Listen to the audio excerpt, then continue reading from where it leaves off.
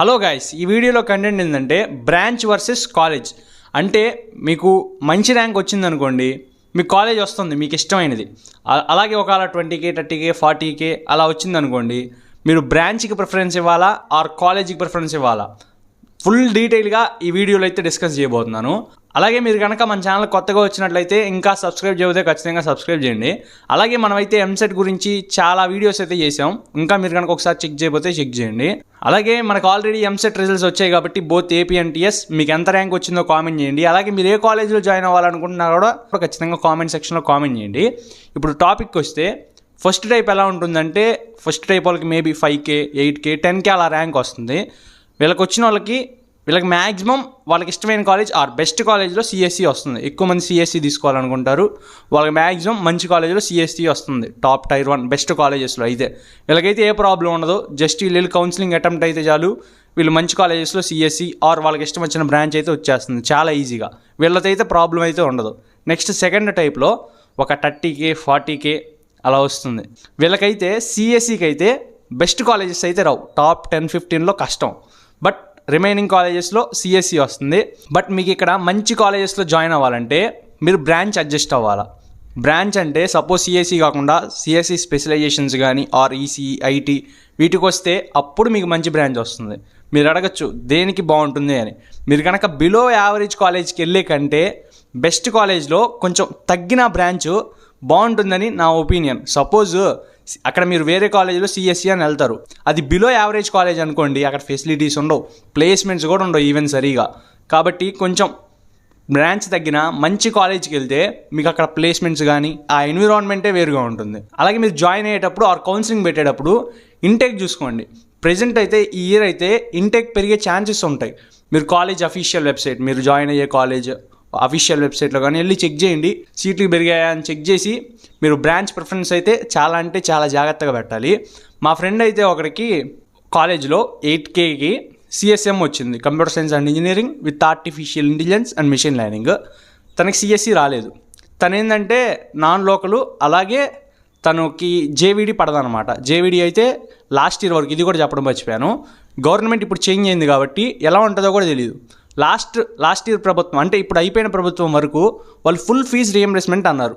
ఈ గవర్నమెంట్ ఎలా ఉంటుందో తెలియదు. ఇంతకుముందు అయితే ఇది జస్ట్ పాత గవర్నమెంట్ వచ్చినప్పుడు పెట్టారు, లాస్ట్ గవర్నమెంట్. ఈ గవర్నమెంట్ అయితే లాస్ట్ టైం అయితే ఫుల్ ఫీజు రీఎంబర్స్మెంట్ అయితే ఇవ్వలేదు, మరి ఎలా ఉంటుందో తెలియదు. మా ఫ్రెండ్ జాయిన్ అయ్యాడని చెప్పాను కదా, తనకి రీఎంబర్స్మెంట్ కూడా రాదు, ఫీజు రీఎంబర్స్మెంట్ జేవిడి కూడా పడదు. అప్పుడు కాలేజ్ ఇంటర్నల్ స్లైడింగ్ అని ఉంటుంది. ఇది అన్ని కాలేజెస్లో ఉంటుందో లేదో అయితే నాకు ఐడియా లేదు, కొన్ని కాలేజెస్లో అయితే ఉంటుంది. ఇంటర్నల్ స్లైడింగ్ ద్వారా సిఎస్సిలో సీట్ ఖాళీ ఉంది తనకి, అలా ఇంటర్నల్ స్లైడ్ అయిపోయాడు. ఫీజు ఎలా అయినా ఒకటే, ఆ బ్రాంచ్కైనా ఈ బ్రాంచ్కైనా 76,000. కాబట్టి తన కంప్యూటర్ సైన్స్ ఇష్టం కాబట్టి అలా ఇంటర్నల్ స్లైడ్ అయిపోయాడు. కాబట్టి ఈ ఆప్షన్ కూడా ఉంటుంది మీకు. అలాగే కొంతమంది ఏంటంటే కౌన్సిలింగ్ పెట్టేటప్పుడే సిఎస్సి ప్రయారిటీ అని సిఎస్సి పెట్టుకుంటూ వస్తారండి ఫస్ట్, నెక్స్ట్ సిఎస్ఎం అలా ఆర్డర్ పెట్టుకొని వస్తారు. ఇలానే మా ఫ్రెండ్ ఒకటి పెడితే ఏమైందంటే సిఎస్సి పెట్టాడు, తనకు వచ్చిన ర్యాంక్ మంచి ర్యాంకే వచ్చింది, 12K 13K వచ్చింది తనకి. ఫస్ట్ కౌన్సిలింగ్ కాలేజ్కి వెళ్ళాడు, కాలేజ్ అయితే నచ్చలేదు వాడు సిఎస్సిఏ కావాలని పెట్టాడు. నెక్స్ట్ ఇంకా ఎలా కాదని ఫస్ట్ కౌన్సిలింగ్ అయితే భయపడ్డాడు. ఇక నెక్స్ట్ కౌన్సిలింగ్ అయితే బ్రాంచ్ ప్రిఫరెన్స్ కాదు నాకు కాలేజే కావాలని చెప్పి కాలేజ్ ప్రిఫరెన్స్ ఇచ్చుకుంటూ వచ్చాడు. ఆ కాలేజ్లో సిఎస్సి సిఎస్ఎం పెట్టడం అలా పెట్టాడు, అప్పుడు మంచి కాలేజే వచ్చింది. కాబట్టి మీరు మంచి కాలేజీకి ప్రయారిటీ ఇస్తే బాగుంటుందని నా ఒపీనియన్. మీకైతే ఈ టైంలో అయితే మీకు చాలా కన్ఫ్యూజన్గా ఉంటుంది, అసలు ఈ బ్రాంచ్లు ఏంది కథ ఏందని. నేను లాస్ట్ వీడియోస్ అయితే చేశాను బ్రాంచెస్ గురించి, ఏమైనా డౌట్స్ ఉంటే ఒకసారి ఆ వీడియో చెక్ చేయండి. అలాగే మీరు కనుక ఇంకా సివిల్ అండ్ మెకానికల్ అయితే చాలా చిన్న కాలేజెస్కి వెళ్ళిపోయారనుకోండి, ఇంకా మీకు ప్లేస్మెంట్స్ చాలా అంటే చాలా తక్కువ ఉంటాయి. వాటికి విడిగానే ప్లేస్మెంట్స్ తక్కువ కంప్యూటర్ సైన్స్తో కంపేర్ చేస్తే. అవి కనుక మీరు టాప్ కాలేజెస్లో జాయిన్ అవ్వలేదు అనుకోండి, మీకు ఆ ఎన్విరాన్మెంట్ కూడా ఉండదు, మంచి జాబ్స్ అండ్ క్యాంపస్ ప్లేస్మెంట్స్ కూడా ఉండవు. కాబట్టి మీరు జాయిన్ అయ్యే కాలేజ్ బట్టి మీ ప్లేస్మెంట్స్ అండ్ మీ ఫ్యూచర్ కూడా డిసైడ్ అవుతుంది. నెక్స్ట్ వచ్చేసరికి ఇంకొంతమందికి 80,000 90,000 అబోవ్ 1 lakh వచ్చి ఉంటుంది. వీళ్ళకైతే మంచి కాలేజ్ రావడం అంటే కష్టమే. మ్యాక్సిమం వీళ్ళకి టైర్ 3 కాలేజెసే వస్తాయి, బిలో యావరేజ్ కాలేజెసే వస్తాయి. మీరైతే కౌన్సిలింగ్ అయితే చాలా అంటే చాలా జాగ్రత్తగా పెట్టాలి. అలాగే మీరు లాస్ట్ కౌన్సిలింగ్ వరకు వెయిట్ చేయండి. ఫస్ట్ కౌన్సిలింగ్లో పెట్టేసి ఆగిపోవద్దు, అంటే థర్డ్ కౌన్సిలింగ్ దాకా ఆగడం. సెకండ్ ఆర్ థర్డ్ అంటే అప్పుడు సిలబస్ స్టార్ట్ అవుతుంది. ఆల్మోస్ట్ థర్డ్ కౌన్సిలింగ్ అంటే మీరు వెళ్ళిన వెంటనే మిడ్ కూడా ఉండొచ్చు. బట్ మీకు బెస్ట్ కాలేజ్ కావాలంటే మీరు కౌన్సిలింగ్స్కి లాస్ట్ వరకు అటెంప్ట్ అయితేనే మీకు మంచి కాలేజ్ వస్తుంది. మీరైతే ఖచ్చితంగా బ్రాంచ్కి కాకుండా కాలేజీకి ప్రిఫరెన్స్ ఇవ్వండి. ఎందుకంటే మీకు వచ్చేదే Tier 3 కాలేజెస్. అక్కడ కాలేజ్ సరిగా ఉండదు, ఇన్ఫ్రాస్ట్రక్చర్ అసలు ఫెసిలిటీస్ ఎలా ఉంటాయో కూడా తెలియదు సరిగా. కాబట్టి మీరు బెటర్ కాలేజ్కి వెళ్ళడానికి అయితే ట్రై చేయండి. మీకు Tier 2 కాలేజ్ అయినా వచ్చింది, ఈవెన్ యావరేజ్ కాలేజ్ అయినా వస్తుంది.